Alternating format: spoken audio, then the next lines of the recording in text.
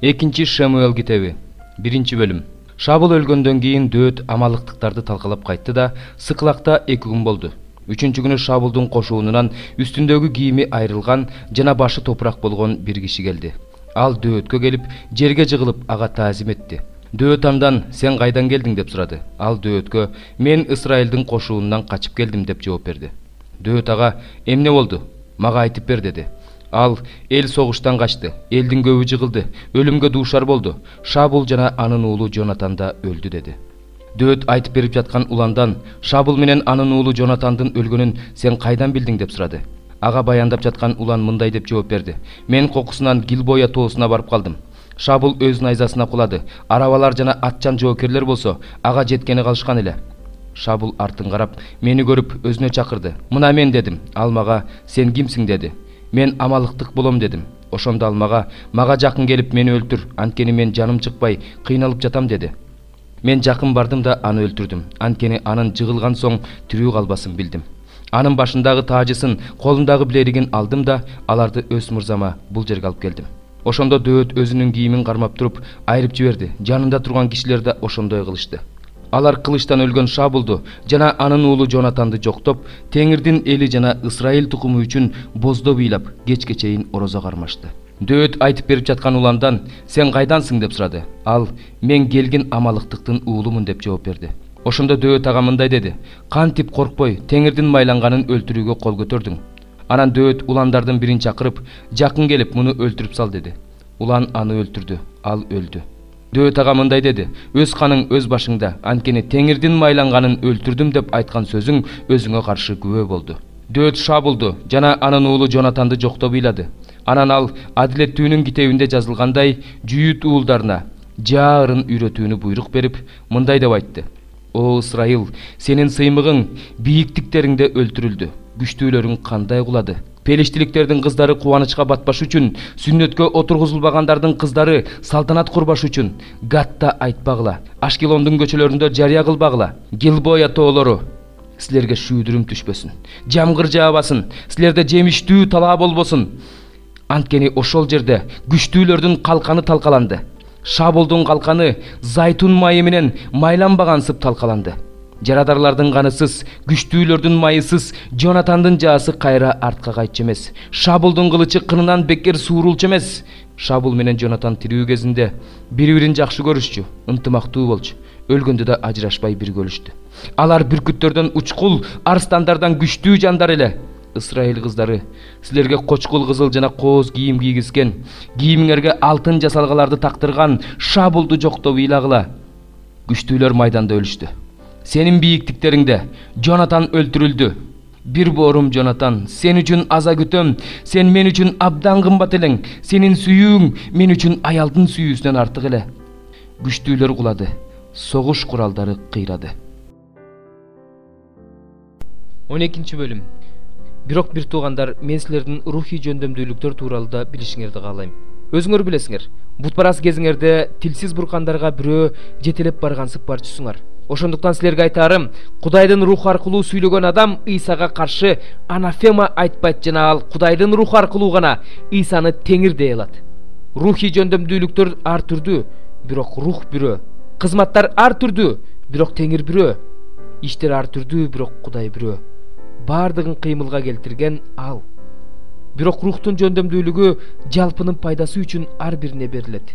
Рух аркылуу бирине акылмандык берилсе, ошол эле рух аркылуу башка бирине билим берилет.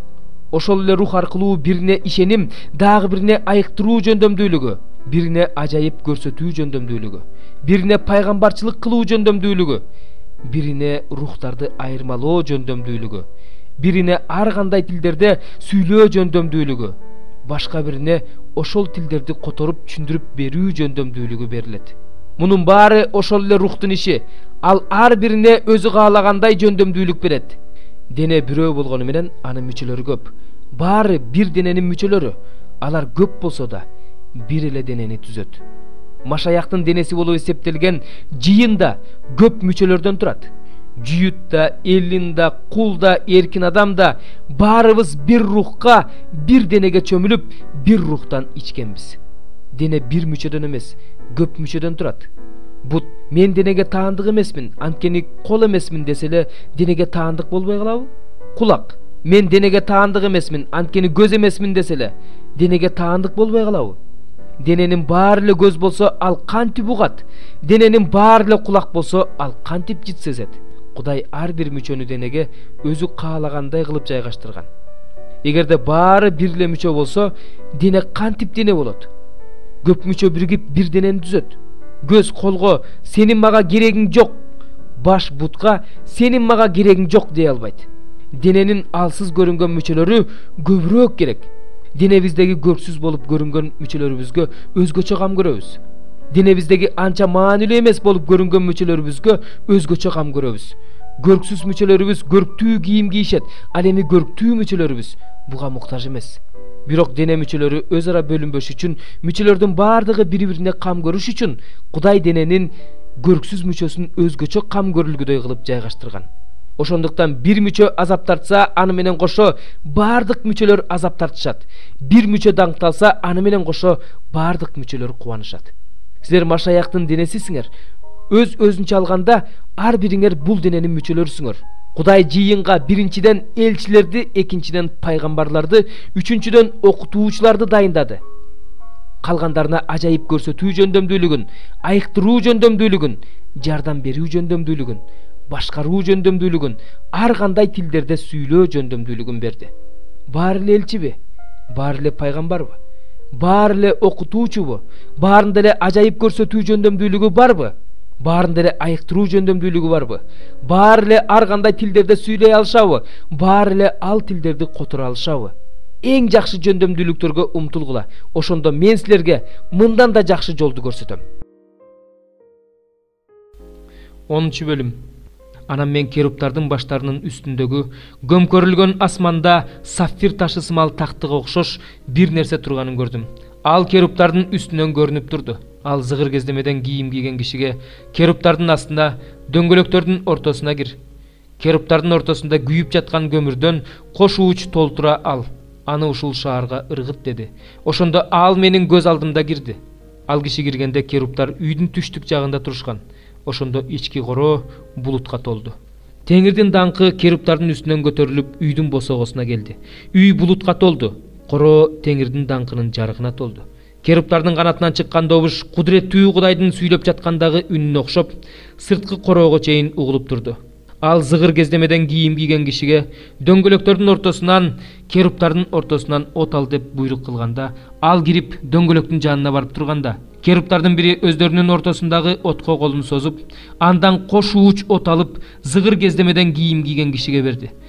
Ал аны алып, ал жерден чыкты. Керуптардын канаттарынын астынан адамдын колдоруна окшогон колдор көрүнүп турду. Мен керуптардын жанында 4 дөңгөлөк турганын көрдүм. Ар бир керуптун жанында бирден дөңгөлөк. Дөңгөлөктөрдүн көрүнүшү топазга окшош экен. Төртөөнүн тең көрүнүшү бирдей, дөңгөлөктүн ичинде дөңгөлөк тургансыйт. Алар өздөрүнүн багыты боюнча 4 жакка жүрүштү. Жүрүп бара жатканда бурулушкан жок. Баштары кай жакты караса, алар ошол жакка жүрүштү. Жүрүп бара жатканда бурулушкан жок. Алардын бүт денеси, далысы, колдору, канаттары, дөңгөлөктөрдүн баары тегерете көзгө толгон. Алардын бүт 4 дөңгөлөгү көзгө толгон. Мен бул дөңгөлөктөрдүн галгал деп аталарын өз кулагым менен уктум. Ар бир жаныбардын 4 бети бар экен.